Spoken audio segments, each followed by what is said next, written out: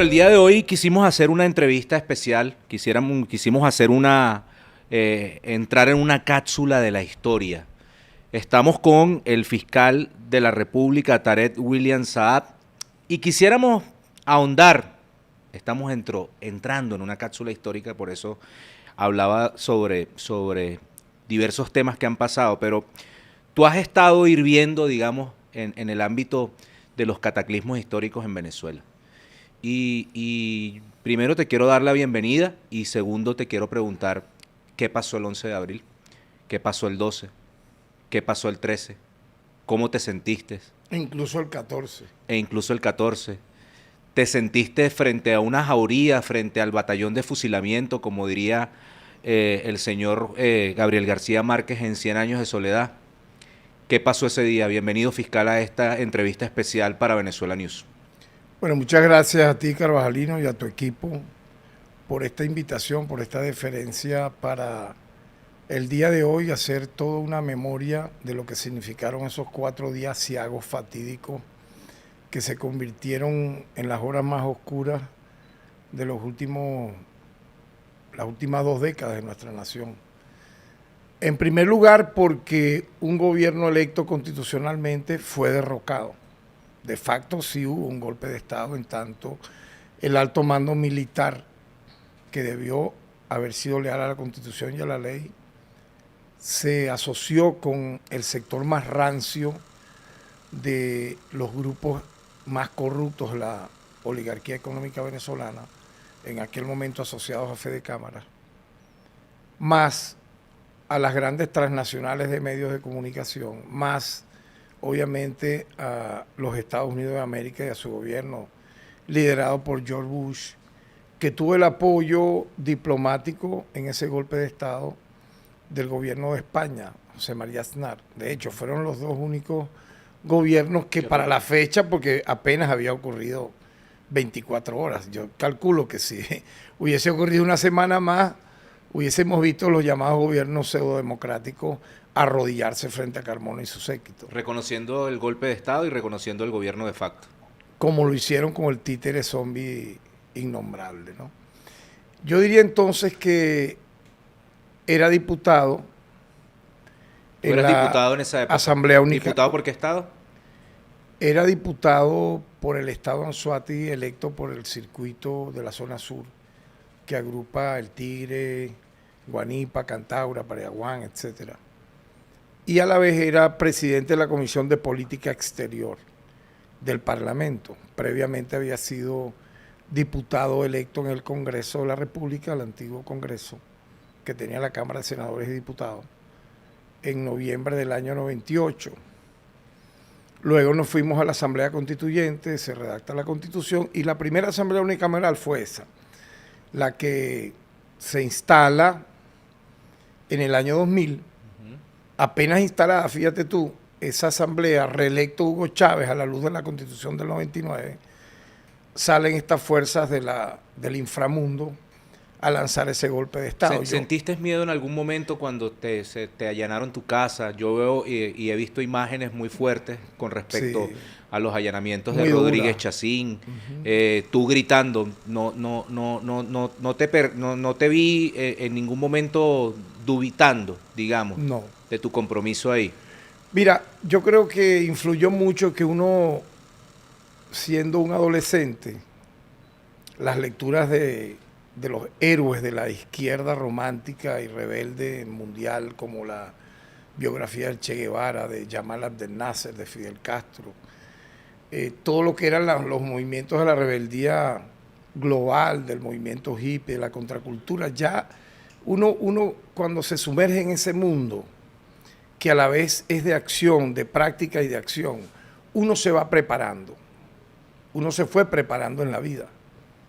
Lamentablemente para lo bueno, para lo malo, para lo peor y para lo muy bueno. Esa no fue mi primera detención. Habían ocurrido otras a la luz de mis luchas estudiantiles. Yo fui presidente del Centro de Estudiantes del Liceo Briceño Méndez, el glorioso Liceo Briceño Méndez, que fue reducto de resistencia contra la dictadura de Marcos Pérez Jiménez y luego bastión de la lucha armada de los años 60. y luego fui dirigente estudiantil en Mérida, en la ULA. Entonces, calcula tú, formé parte del movimiento político Ruptura, el PRB Ruptura. Te digo todo este preámbulo porque de qué uno escuchaba, de qué Claro, uno conversaba. habías escuchado de allanamientos toda la De vida, de masacres, desapariciones, tortura. de muerte, de asesinato. Del hermano del compañero que fue presidente de la Asamblea Nacional que lo lanzaron de un helicóptero. Víctor Soto Rojas. Víctor Soto La Rojas. muerte de Fabricio Ojeda. La muerte de Jorge ahorcado. Rodríguez. La muerte de Jorge Rodríguez padre. Dos grandes emblemáticos líderes de la izquierda que de no haber muerto teniendo menos de 40 años, calcula tú dónde hubiesen llegado con su intelecto, con su gallardía, con su valentía. Siempre el enemigo calcula antes de hacer este tipo de, vamos a decir así, magnicidios, asesinatos políticos horrendos, ¿no? Y así lo fue haciendo con el tiempo hasta exterminar a toda una generación, que fue la generación de los años 60, fue literalmente exterminada. Aquí se habla de 50.000 muertos, de 3.000 desaparecidos, de 50.000 detenidos, solo en la lucha represiva de terrorismo de Estado contra insurgentes de la década del 60. ¿Cuántas detenciones fraudulentas, digamos que sin procedencia jurídica, hubo el 11, el 12 y el 13? Yo quisiera hacer este programa para que lo entendamos, fiscal, a las nuevas generaciones, a las que no conocieron que hubo un golpe de Estado. Incluso no imaginan. A las que no imaginan que aquí hubo allanamientos, que aquí hubo masacres, que aquí hubo disparos a manifestaciones opositoras y a manifestaciones chavistas para que se encontraran y se generara una confrontación civil, que aquí se paró el petróleo, de que aquí no salían barcos. Pero o sea, el antecedente de todo eso, porque es que si le tengo que hablar a las nuevas generaciones, como en efecto lo estamos haciendo, ellos tienen que saber que esto no vino de la nada. Los hijos fascistas de abril del año 2002 tuvieron sus padres y sus abuelos, que fueron aquellos que instauraron una democracia fatua, falsa, durante la década de los 60, 70, 80 y 90, que bañó de sangre a la nación venezolana. Solo la lucha contra insurgentes causó estos muertos que te menciono, estos detenidos, estos desaparecidos. En los años 70 y 80 eso continuó. La década de los 80 se inaugura con, yo la he llamado la década de las grandes masacres. La masacre de Yumare, ocurrida en el estado de Yaracuy, mueren 9 personas acribilladas estando reunidas. La masacre del Amparo, igual número de muertos, 2 sobrevivientes que contaron cómo fue la historia allá en el estado Táchira. En el primer caso, Yumare y Amparo ocurrieron durante el gobierno de Lucinchi. Previo hubo la masacre de Cantaura, el 4 de octubre de 1982. 24 personas acampando en un lugar cercano a Cantaura fueron bombardeados por aviones Bronco, Canberra, y luego fusilados, asesinados sin derecho a la defensa de ningún tipo. Si supuestamente estaban al margen de la ley, lo lógico era detenerlos. No, ellos era la política del exterminio. Estamos hablando ya de los años 80. Tú sabes que la oposición y los sectores que manejan, digamos, el mainstream, digamos, de los medios, habla como en una especie de nostalgia de los gobiernos pasados, antes del chavismo, ¿no? O sea, como que en los gobiernos de Carlos Andrés Pérez se vivió el mejor momento económico, se vivió la mejor democracia, se respetaban los derechos humanos, se defendía el Esequibo, que con el gobierno de Chávez y Nicolás Maduro todo esto pasó a un lado. ¿Qué opinas tú al respecto de eso? Bueno, primero que es una gran infamia, algunos le llaman la posverdad, es decir, cómo variar, cómo transformar un hecho totalmente real y convertirlo en una mentira repetida 1000 veces para que se convierta en una verdad totalmente infame, porque no termina siendo verdad, porque es una mentira. Todo eso es una mentira. Los sobrevivientes de la Cuarta República sabemos lo que te estoy narrando. Entonces, nadie se sorprenda lo que ocurrió el 11 de abril del año 2002. Por eso es necesario contar esto, ¿no?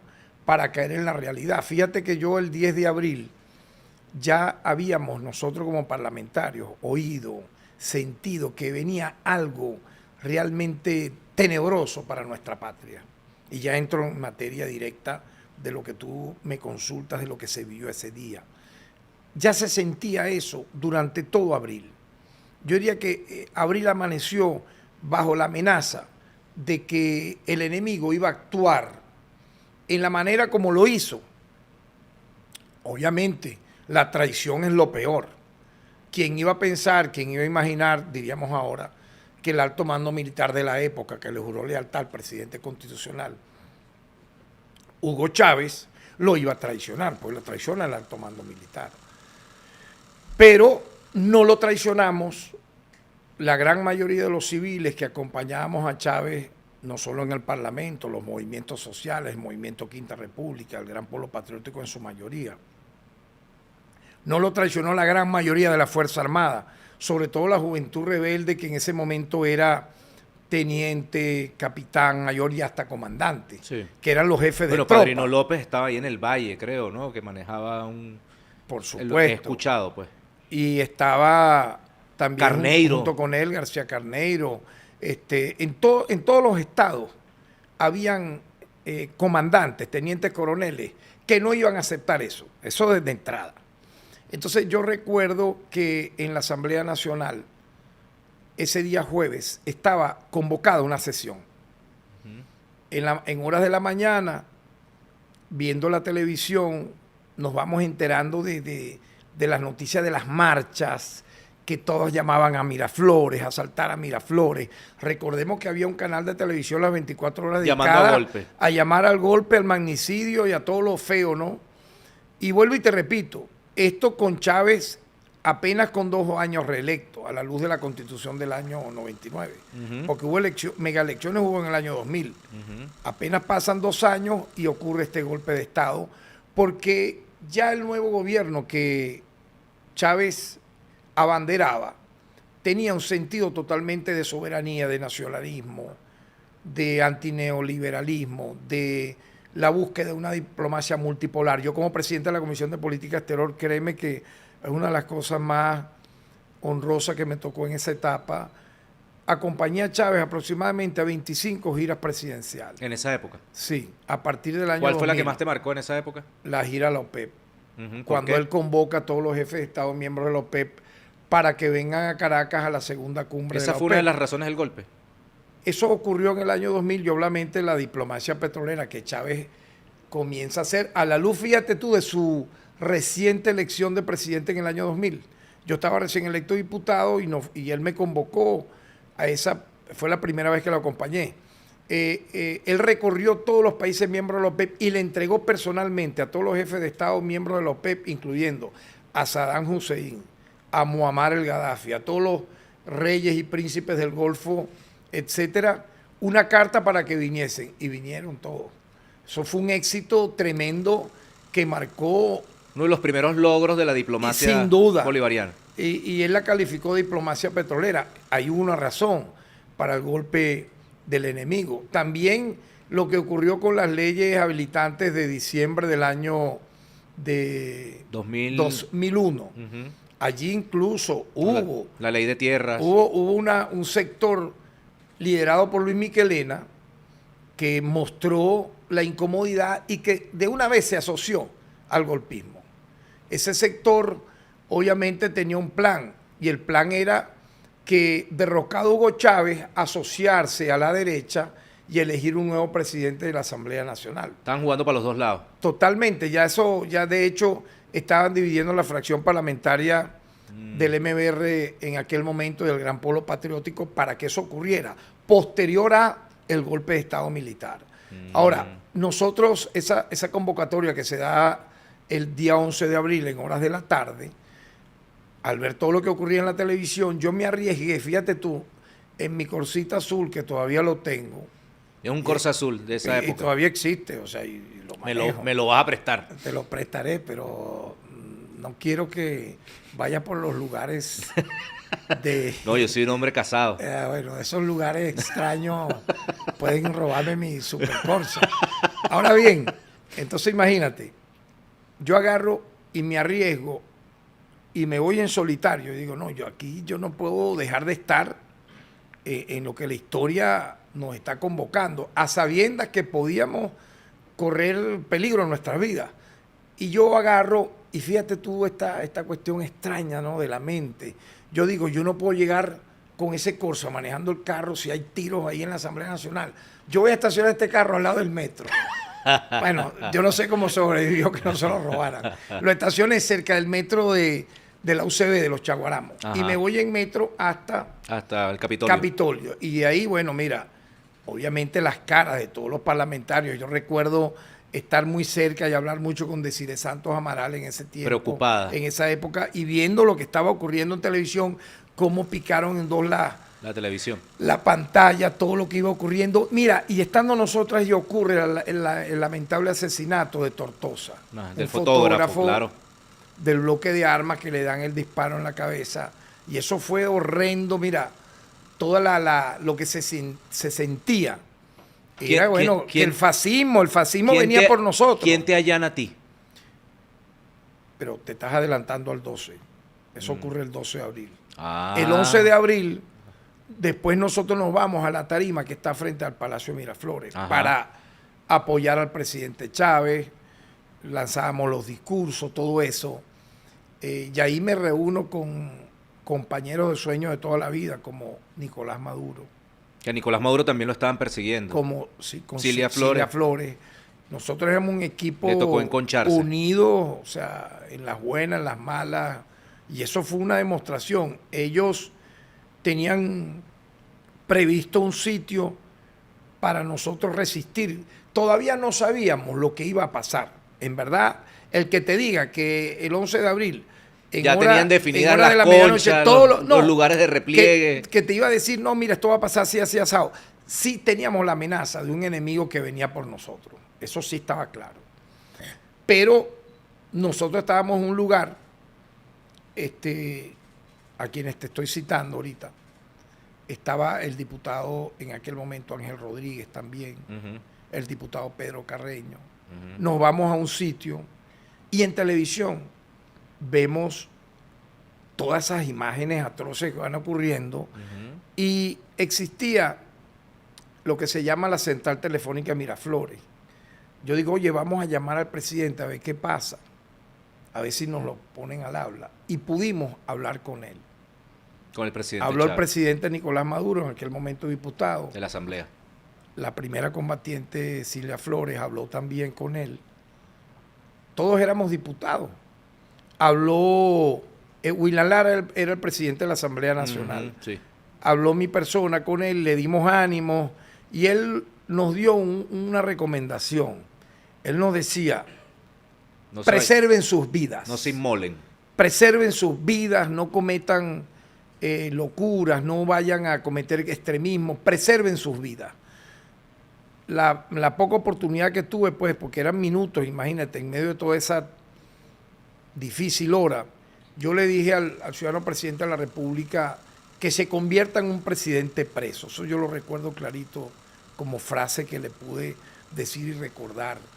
Y eso no todas veces, que lo íbamos a apoyar. Eso no todas las veces funciona, porque está el caso de Perú, Pedro Castillo está preso y el pueblo, bueno, lleva más de un mes y están jugando pero a dilatar. Hay una diferencia. En Venezuela había una tradición de la Fuerza Armada, de ser una Fuerza Armada patriótica, porque la fundó nada más y nada menos que Simón Bolívar. Claro. Entonces calculemos de lo que estamos hablando. La Fuerza Armada, tal como la concebimos y conocemos en Venezuela, la funda el padre de la patria, el héroe que libertó 5 naciones y que prácticamente yo diría que libertó un continente, porque su inspiración llegó a todos los países de América, traspasó nuestra frontera como fue Simón Bolívar. Por lo tanto, no contaron con eso, ¿ves? Y eso fue lo que pasó. En ese momento, ya estamos hablando del 12 de abril, horas de la madrugada, amanece el 12 de abril y cuestiones de la vida, Pedro, contra todo pronóstico, contra lo que debió haber sido tal vez la disciplina de estar enconchado en un momento como ese, yo decido irme a mi casa para despedirme de mis chamos. Y ¿estabas en la concha? O sea, sí, estabas enconchado y decides irte a tu casa. Sí. Imagínate tú a buscar primero el carro. El Corolla. El Corolita que había dejado tirado por allá por el metro, y yo decía, bueno, capaz que no lo voy a encontrar. ¿Y tú vivías en dónde? Gloria a Si Dios, se puede decir. lo encontré. Lo cierto está que llego allí, me monto en el carrito y cuando llego a la casa veo un papel escrito con bolígrafo que decía la Junta, algo así como que la Junta de Gobierno, la Junta de Gobierno viene por ti, algo así. Yo arranco ese papel, me meto en la casa, ya era como un poco más de las 9 de la mañana, y llegan los hermanos Inestrosa. ¿Quiénes son ellos? Unos delincuentes de 7 suelas golpistas, que venían, estaban al mando de ellos, el que aparece con una superametralladora detrás de Carmona. Pérez Recao, eran del grupo de Pérez Recao, los hermanos Inestrosa. Llegan en una gran camionetota y me dicen, así como si nada, que yo voy detenido, que me acompañe. Yo le digo, no, yo no voy a ir detenido, ni me voy a ir con ustedes, para empezar, porque ustedes no son ninguno funcionario. Y en segundo, yo soy un diputado que tiene inmunidad parlamentaria. No, y la inmunidad pero ya se veía algo terrible, pues los tipos ahí me mentan la madre, me dicen que inmunidad nada. Eso no existe, no hay Estado de Derecho. Bueno, ¿qué vas a hablar tú? Se suspenden las garantías. Empiezan a hablar de una estupidez, que si Gaddafi, que si Irak, que si Libia, que tú eres un árabe, o sea, la xenofobia del fascismo. Yo dije, del fascismo blanco europeo. Esto va a terminar en algo feo, porque es que lo sentí en el ambiente, ¿no? ¿Se metieron con tus hijos? Entonces, fíjate, no, empezaron a darle patadas a la puerta y en cuestiones de minutos ya no habían esos cuatro desalmados. 200 personas. Unas 200 personas que empezaron a venir de todos los sitios. Ellos los llamaron por teléfono, empezaron a pegar gritos, que saliera, a tirar piedras. No, porque yo estaba dentro de la casa. Y entonces yo digo, bueno, mira, aquí va a pasar algo, aquí va a haber un desenlace fatal. Yo voy a salir a hablar con estas personas. Yo les digo, mira, yo aquí estoy con mis hijos, ¿qué les pasa a ustedes? O sea, retírense. Y fue peor. Y ya en horas del mediodía, casi la 1 de la tarde, ese 12 de abril, llega una comisión de la DICIP, acompañado con unos poliatillos. Cuando te hablo de una comisión, yo calculo de verdad eran como unos 30, entre motorizados, patrullas, carros sin placa. Y el oficial que ingresa a la vivienda me dice, con su frente bien lavada, me dice, mire, acompáñenos que el presidente de la República quiere hablar con usted. Yo le digo, ¿cuál presidente? Hugo Chávez. Y el tipo de una vez me dice, todavía no había salido Carmona al aire anunciando su decreto. Él me dice, no, el presidente Carmona. Yo digo, no, yo no voy a hablar con ningún presidente Carmona. No existe. Después me dice, no, pero previamente tiene que reunirse con el jefe de la DICIP. Porque la comisión que me detiene es de la DICIP. Claro. Se había consumado algo terrible porque ya habían ocurrido numerosas detenciones. Habían sido acribillados en las calles varios miembros del chavismo y de la oposición. De la oposición, pero mayoritariamente del chavismo, para ocasionar ¿qué? Un derramamiento de sangre que justificara el golpe de Estado. Lo que no contaron ellos fue con la reacción del pueblo y de la Fuerza Armada. Ya cuando ellos me llevan, que están las imágenes cronológicamente cómo fue ocurriendo, de que me sacan de la casa, los tipos diciendo asesino, imagínate tú, asesino de qué. Yo no es que me la quiera dar del mejor pacifista ni el mejor hippie, pero yo no sé disparar en mi vida, disparar un arma. Y fíjate tú, cuando llego a la DICIP, supuestamente para entrevistarme con el director golpista de la DICIP, ya ellos tenían todo preparado y eso, las cárceles de Venezuela se iban a llenar de diputados, chavistas, de gobernadores, de alcaldes. Eso a mí no me cabe la menor duda. Lo que pasa es que el golpe duró 48 horas, ¿no? Sí, fue un golpe. Un poco menos, pero fue fatídico. Y derrocó al gobierno, porque Hugo Chávez, a la par de esto que te estoy narrando, Hugo Chávez es detenido, llevado primero a la policía militar, luego llevado a otro lugar de reclusión fuera de Caracas, donde incluso su vida corrió peligro, a Turiamo, y luego La Orchila. En esos 3 lugares, Hugo Chávez, presidente de la República, electo por millones de venezolanos, pudo haber sido asesinado, porque la orden era matarlo. O sea, estuvimos a la puerta de un magnicidio y de una guerra civil. en este país. Y el odio, mira, el ensañamiento, la venganza de toda esa gente, y por eso mi memoria de los años 60 hizo que cuando a mí me detienen y me buscan mancillar, porque fíjate tú que luego de estar yo en la patrulla, estos cobardes frente a mi reclamo de por qué me llevaban de esa manera, me dieron unos culatazos en la zona de las costillas, yo caigo ahí y me caían a patadas, como que si uno fuera un títere, pero molestos por mi reacción. Entonces yo dije, bueno, apenas yo tenga la oportunidad de ver a alguien, voy a decir todo lo que está pasando, y así ocurrió. No solamente refería que estaban violando mis derechos humanos, no solo eso. ¿Cómo? Ovidio Poglioli, un traidor de 7 suelas, prófugo de la justicia por muchos delitos.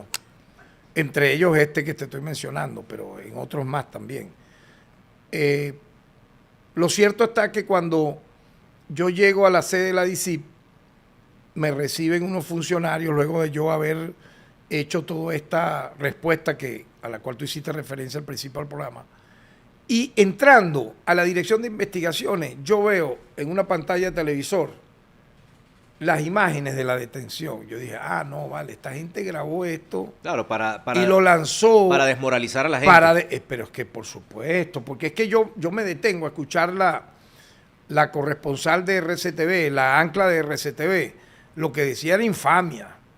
Ahí va el diputado fulano de tal, no sabemos si lo llevan esposado, le gritan asesino, lo golpean. Miembros de colectivos, tenía armas en su casa. No, lo golpean, no sé qué, o sea, como tratando de legitimar, de minimizar lo que implica, pues, o lo que significaba en este caso la detención. Lo mismo que hicieron contigo también lo hicieron con la Embajada de Cuba, ¿no? Entonces, fíjate, simultáneamente un ministro, Rodríguez Chacín, fue detenido, asaltan una embajada, empieza una cacería en todo el territorio nacional, el mismo 12. El mismo 12. Entonces, fíjate, cuando se les va desmoronando todo, parece mentira, cuando sale Carmona Estanga a leer su fatídico decreto.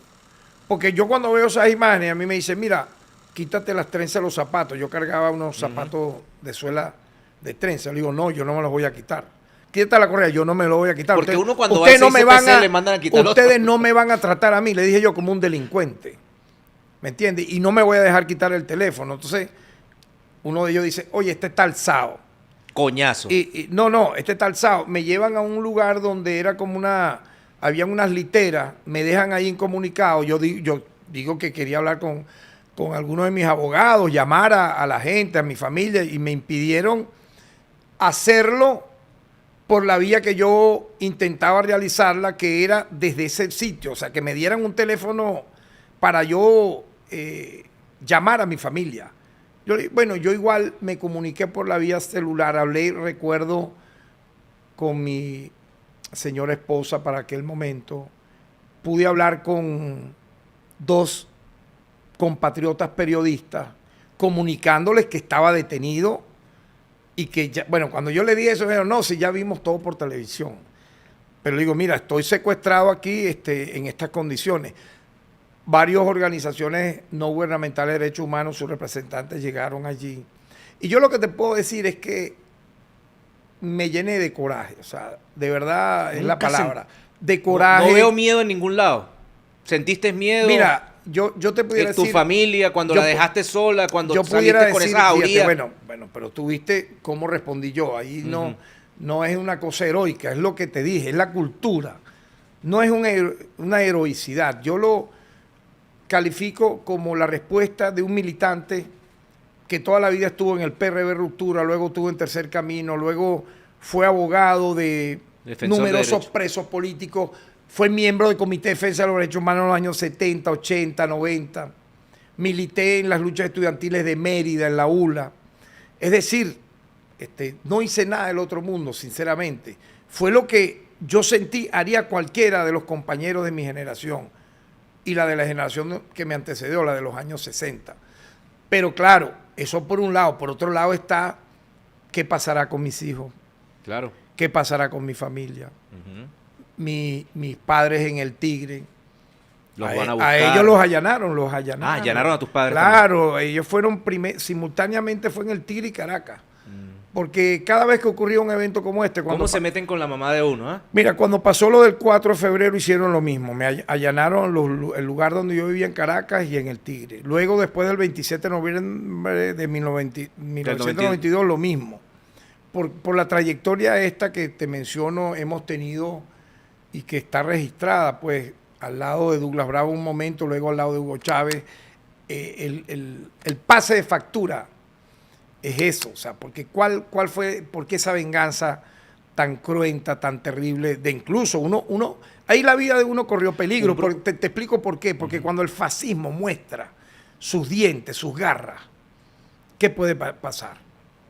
No solo la muerte, un baño de sangre. Un profesor amigo mío que fue asesinado en Colombia siempre decía que la derecha tenía una bala con el nombre de uno y que nunca la iba a olvidar.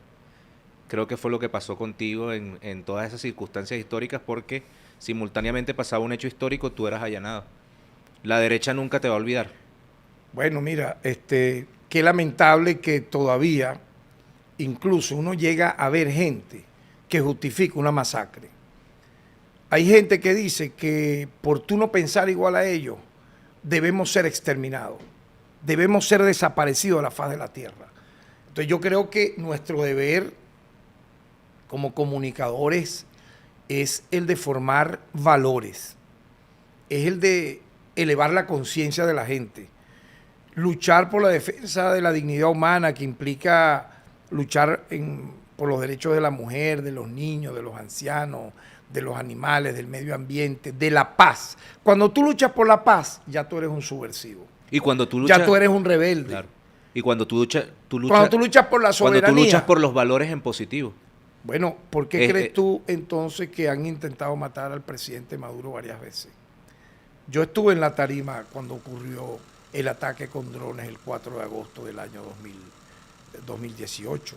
Eso fue algo terrible. Ahí habíamos unas 100 personas. No, y había cuerpo diplomático. El objetivo era el jefe de Estado. Pero colateralmente ahí no va a quedar nadie vivo. Embajadores, estaba todos los poderes públicos. El alto mando político militar. Imagínate tú, ¿no? Luego lo han intentado matar cuando la operación Gedeón, cuando el intento de golpe de Estado el 30 de abril del año 2019. Lo de Gedeón ocurrió en plena cuarentena. Entonces, fíjate, es como que no hay, pareciera que en el abecedario del fascismo no es ABC, es ABC, D, F, G, hasta el infinito y Pero más es que allá. si te pones a ver, los mismos personajes del 2002 están ahorita, solo que están fuera del país. Si te das cuenta, hay un Leopoldo López, está el factor de voluntad popular, que viene siendo la expresión de lo que en algún momento determinado quería hacer el Opus Dei con Leopoldo López, que crear una élite de derecha, ¿verdad?, que, bueno, contraviniera con los intereses de la patria, porque estos personajes prácticamente quieren entregar el país todavía. Son los mismos personajes del 2002. ¿Por qué te converso de lo que fue los padres y los abuelos de estos hijos del golpe del 11 de abril? Porque fíjate la generación que sale a preanunciar el golpe el 10 de abril.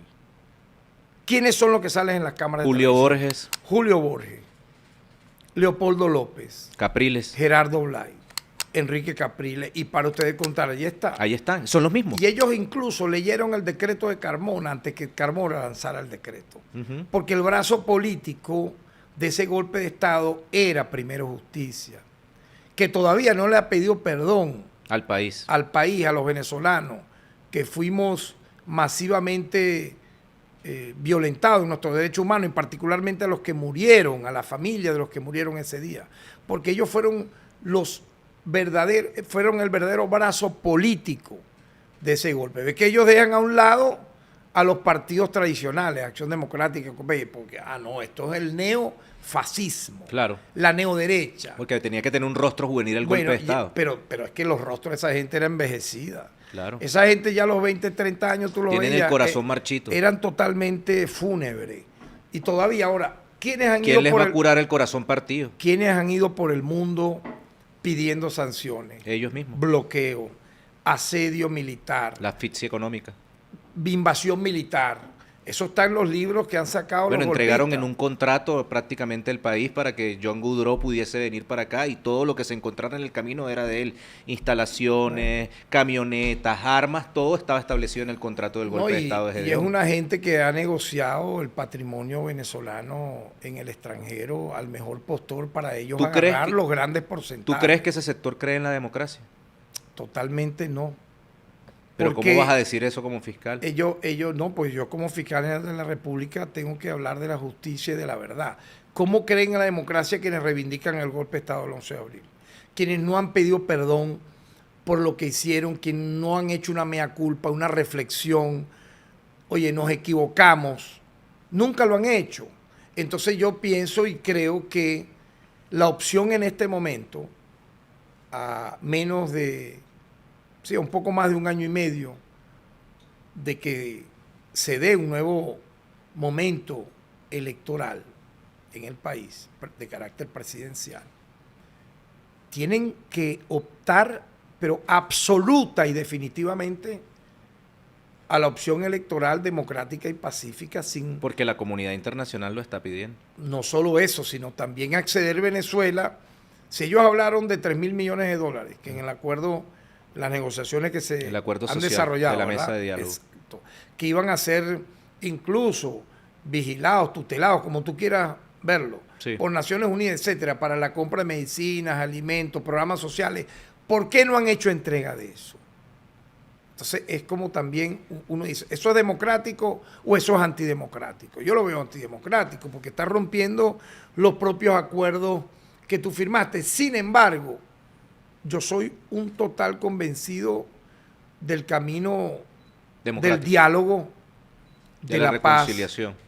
de la reconciliación, de la conversación, del acuerdo, para lograr una Venezuela mejor. Yo sé que momentos como este tienen que servir para ser difundidos a las nuevas generaciones. Porque la mayoría de los muchachos que hoy tienen 18 años. 22 años, No vivieron nada. tenían un año cuando pasó esto. Ujú. Carvajalino es un viejo, mañana cumplo, bueno, el 12 de abril cumplo 40 años. Bueno, te va a dar la crisis de los 40. Ya, Claro, ya no. veo que la tienes. Ya la tengo.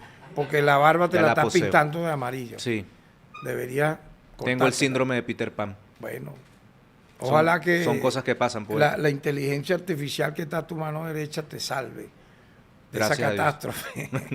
Pero pienso que nosotros tenemos que hacer un gran esfuerzo comunicacional para que situaciones como esta, la que se vivió el 11 de abril, el 12 y el 13, porque hemos hablado del 11 y el 12, pero es que después hubo un 13 de abril. ¿Qué fue la respuesta del pueblo? Cuando sale Carmona Ujú. a leer su fatídico decreto, ellos adrede me llevan a la oficina del director de investigaciones. Yo decía, bueno, ¿y para qué me llevan a esta oficina? Ellos sabían que iba a ocurrir en cualquier momento la locución de este fantasma. Y de pronto sale Carmona Estanga y bueno, el decreto que disuelve todos los poderes. Y el director de investigaciones en la DICIA en aquella época me dice, bueno, ya usted no es más diputado. De un plumazo. Sí, y de pronto me bajan a los sótanos. Usted es un preso común. No, ya usted, Ya usted es la nada. usted existe como un número. Ajá. El Un número de expediente. El 0,0000 menos 1. Porque así mismo, ¿ve? Y me bajan, oye, creo que era el piso menos 4. Ujú. En estos días hablando con González López, él me decía dónde quedaba esa. Creo que lo convirtieron ahora en unas oficinas. Digo, menos mal, Menos mal. para salir de esa pava, ¿no? Y entonces estaba detenida allí en ese momento Lina Ron. La famosa Lina Entonces Ron. me llevan a un sitio donde estaban, no me terminaron metiendo en una celda, como que les daba, no sé, Prurito moral. algo así, pero yo decía, ajá, Pero déjenme en este piso. pero me tenían un piso de cemento, unos asientos y ni agua recibí yo ahí. Y escucho Lina Ron, pare, sálvame que estoy presa. Y yo le digo, Yo no sé, también. Estamos en la misma me condición. imagino que alguien le habría dicho. Y le digo, pero yo también estoy preso. Y bueno, y después me sacaron de ahí. Iban unos fiscales, me entrevistaban. Siempre era lo mismo, cómo estaba, Entonces uno de ellos me dice, mire, usted va a ser procesado en los tribunales militares. Dios Yo le digo, mío. ¿en razón de qué, siendo yo un civil y un diputado? Ujú. por posesión de armas de guerra. Yo le digo, no, aquí ya me sembraron, aquí ya me montaron un expediente y me iré a pudrir en la cárcel. Eso era lo que yo pensaba en ese momento. Estamos hablando ya la madrugada del 13 de abril. Fíjate tú cómo fueron pasando, pareciera que fueron semanas y eran apenas unas horas. 72 horas. Llegan un equipo médico en la mañana del 13 de abril del Ministerio Público y de no sé de qué otro lugar a chequearme de que no, supuestamente no me habían torturado, no sé qué más, porque me iban en cualquier momento a dar la libertad. Imagínate tú que los tipos, ya siendo un poco menos del mediodía, me dicen, bueno, mira, te puedo ir para tu casa. Le digo, ay, ¿cómo me voy? ¿Cómo es eso? Me voy caminando por la calle. ¿Qué te parece? Entonces, cuando ya me dejaron en la entrada. Ya había frustrado el gol. Del helicoide. Claro, y eso es lo que yo entendí. Oye, aquí está pasando algo. ¿Me entiendes? No es normal. Y todo eso pasa luego de que este infame lee el decreto. Porque literalmente la rechera contra él no fue normal. Contra todos esos golpistas. Entonces yo me voy caminando, imagínate tú, caminando, en la salida del helicoide, por unas aceras, me reconoció un taxista. Y me dice, tú no estabas preso. Le digo, hermano, llévame para la casa. Fíame la. Yo le dije, dame la cola. Fíame la carrera. Le dije, dame la cola. Le dije yo, dame la cola. ¿Ah? Y le digo al tipo, yo tenía una tarjetita esa de débito. Oye, vamos a ver, tengo 2 días sin comer y me voy por una arepera. ¿Y de qué fue la arepa? Una arepera. ¿De qué fue la arepa, hermano? No, ¿No te acuerdas? Me comí como 3. Arepa de codorniz con toddy. Yo era muy flaquito en esa época, pero me comí como 3 arepas de las que había ahí.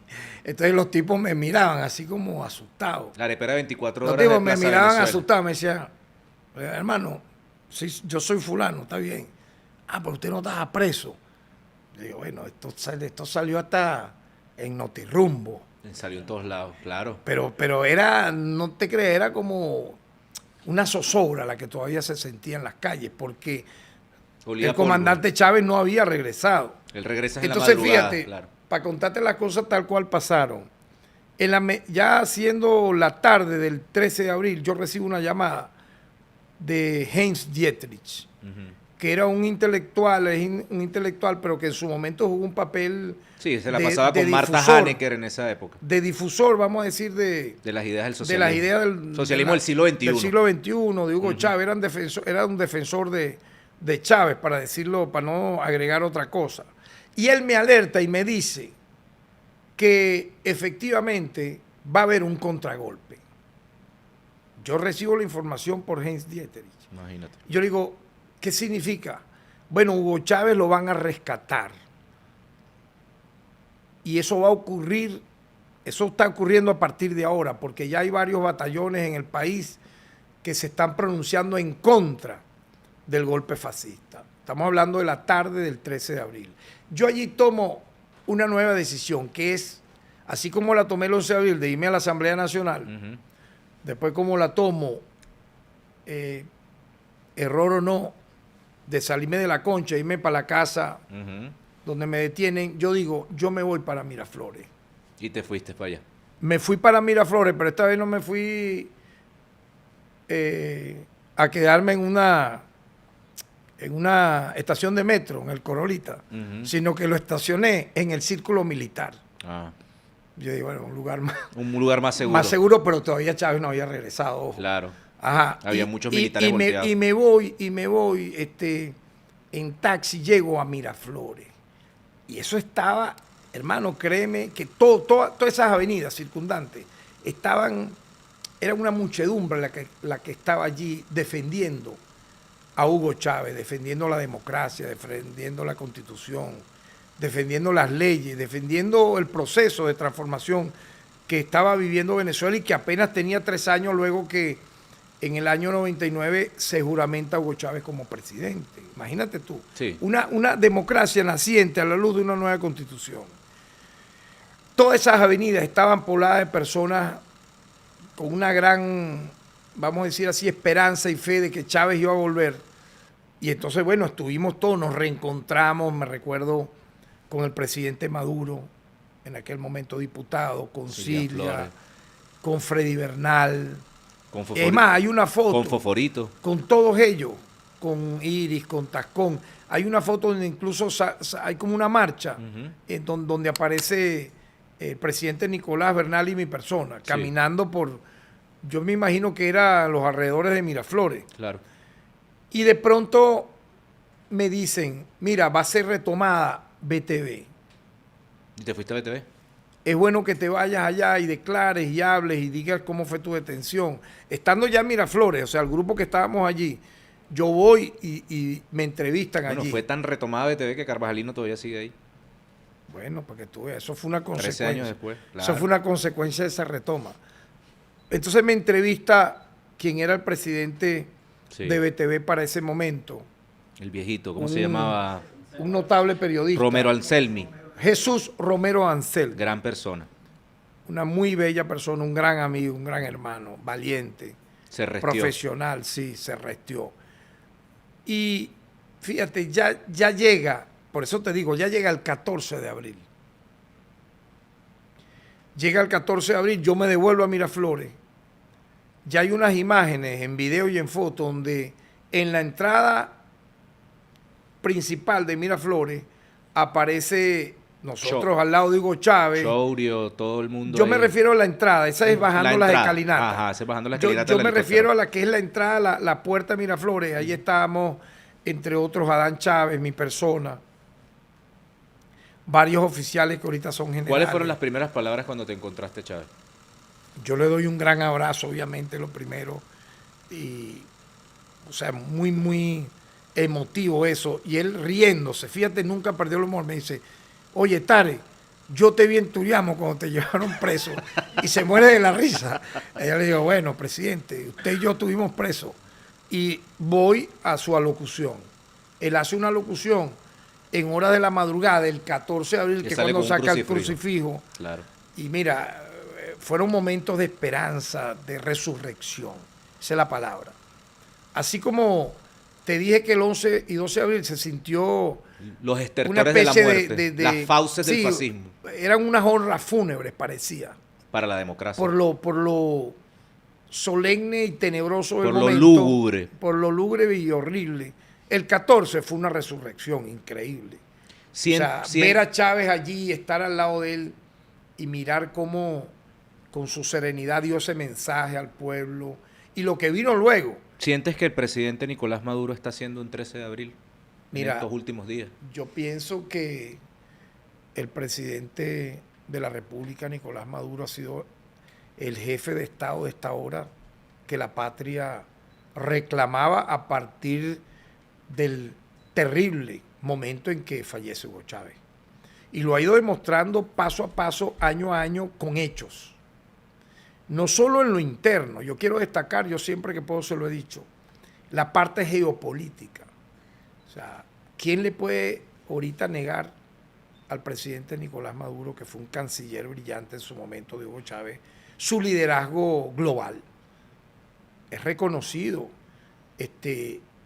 ¿Por qué? Porque ha sabido lidiar, ya te lo dije, con intentos de magnicidio en agosto del 2018, luego en abril del 2019, luego en plena pandemia en mayo del 2020, para no conversar y hablar aquí de lo que significó el embrión de guerra civil de abril, mayo, junio y julio, en medio de la alta traición de la fiscal general de la República. 2014. Y yo era defensor del pueblo en esa época y presidente del Pueblo Ciudadano, y pude ver todo lo que pasó paso a paso.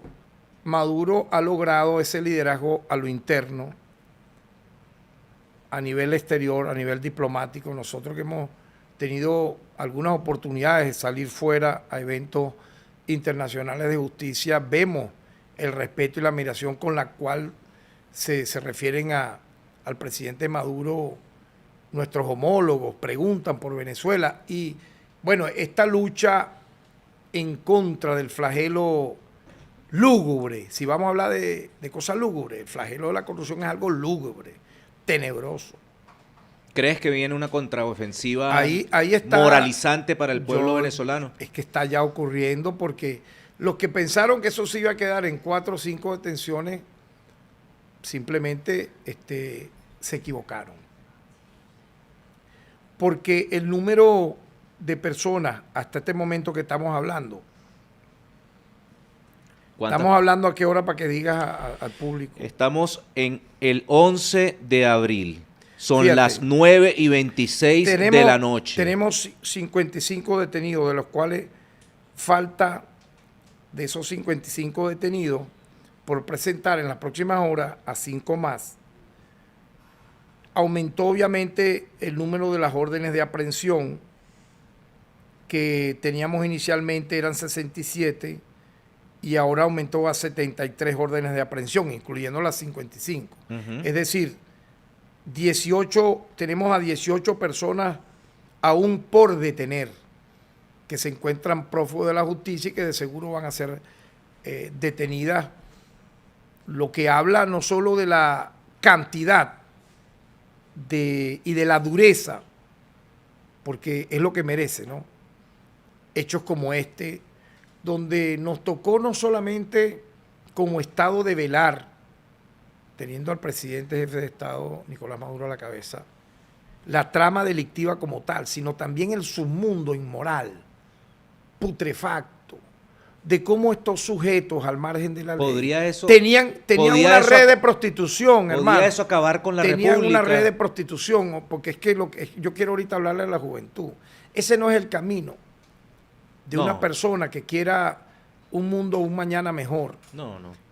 Además, la gran mayoría de las mujeres venezolanas son trabajadoras, son estudiosas, les gusta emprender y buscar un destino mejor. Los venezolanos en Latinoamérica se consideran le inyectan, digamos, inteligencia y capacidad productiva a los países en donde están emigrando. Eso está comprobado. Pero por su inteligencia y por sus cualidades. Y los que estamos aquí, pues, luchando, estudiando, trabajando. Entonces, esta microminoría, captaba a estas jóvenes para legitimar capitales, lavar dinero, al peor estilo. Yo dije en su momento las muñecas de la mafia, pero pudieran ser las muñecas de trapo de la mafia. Porque eso es lo que son.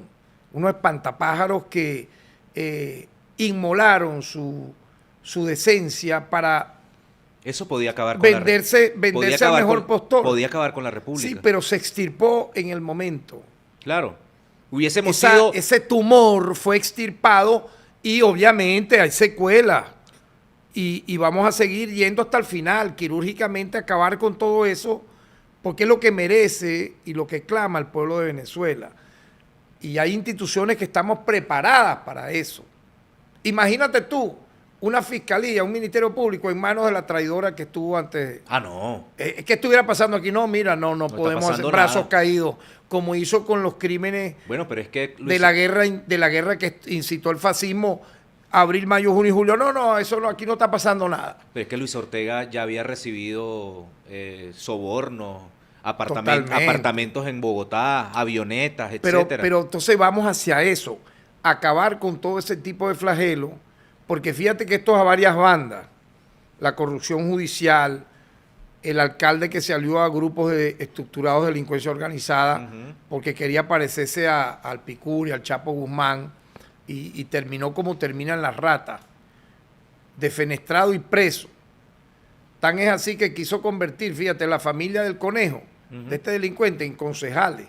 Los tenía ahí trabajando como concejales. Eso es un dato que no se ha dicho. Bueno, yo lo Por estoy favor, diciendo. dilo al público. Estaban familiares cercanos al conejo, eran concejales, impulsados por este para que ustedes se den cuenta. Exalcalde hoy imputado y acusado, claro, de seguro para ser sancionado con la máxima pena. Es la misma lógica cuando el narcotráfico en Colombia quiso en algún momento determinado plegarse al tema político y por eso Pablo Escobar se convierte en diputado o en congresista del Congreso Nacional de la República en Colombia.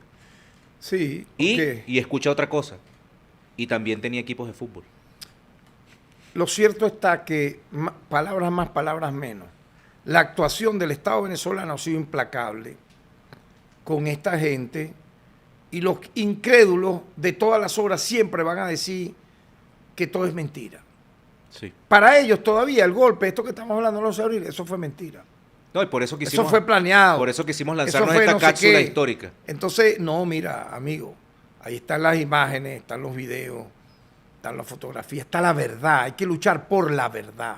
La verdad tiene que ser dicha, difundida, debatida, aclarada por todos los medios, que lo sepan todas las generaciones. Por eso te dije, los hijos del golpe del 11, 12, 13 de abril del año 2002 tienen unos abuelos y unos papás, que son los que practicaron el terrorismo de Estado durante la década de los años 60, 70, 80 y 90 en este país. Y les enseñaron a eso. Y de ellos llegar al poder, arrasarían con este país. Vendría el exterminio de la peor manera que lo hicieron los nazis y los fascistas en Alemania, en Italia y en otras naciones. Poca gente recuerda que fue el glorioso ejército rojo de la Unión Soviética la que derrotó al fascismo. No fue el ejército de los Estados Unidos, amigos, no. Eso está en la historia 30 universal. millones de soviéticos. El ejército rojo de la Unión Soviética fue quien derrotó al fascismo. Hermano, en el combate. Muy complacido, llevamos más de 1 hora de programa porque fuiste testigo. No debe ser editado. Testigo de directo, no va a ser. La inteligencia artificial que está a mi mano derecha impedirá que tú intentes no va a ser editado. Este programa. Y nosotros mostraremos y seguiremos mostrando la verdad de Venezuela. Antes de culminar este programa, quiero anunciar que dentro de pocos días vuelve Carvajalino al contraataque. El podcast de Carvajalino. Un lugar. ¿Cómo se va a llamar? Se va a llamar Un solo calvo. Se va a llamar el podcast de Carvajalino. Está bien. Para que sepa la gente, para Ese que se agarren que lo que viene es candela. O sea, yo estoy inaugurando el podcast de Carvajalino. Estás empezando. Fuiste, digamos, un preámbulo. El prólogo del podcast de Carvajalino. Así que prepárense que lo que se viene es bueno por Venezuela News. La verdad de Venezuela. Agradecido, fiscal, por haber estado en este programa, por haber contado en primera persona este relato del 11, 12, 13 y la última parte que utilizamos para hablar sobre la podredumbre de la corrupción. Un aplauso a la galería, ¿vale? Claro. Oye, a ver, fíjate que si hay gente ahí. Hay mucha gente en este programa. Mira, déjame contar, hermano, hay como 100 personas. Hay 100 personas ahí atrás. Así que muy pendientes que se vienen más cosas por Venezuela News. Nos vemos, chao, hasta luego.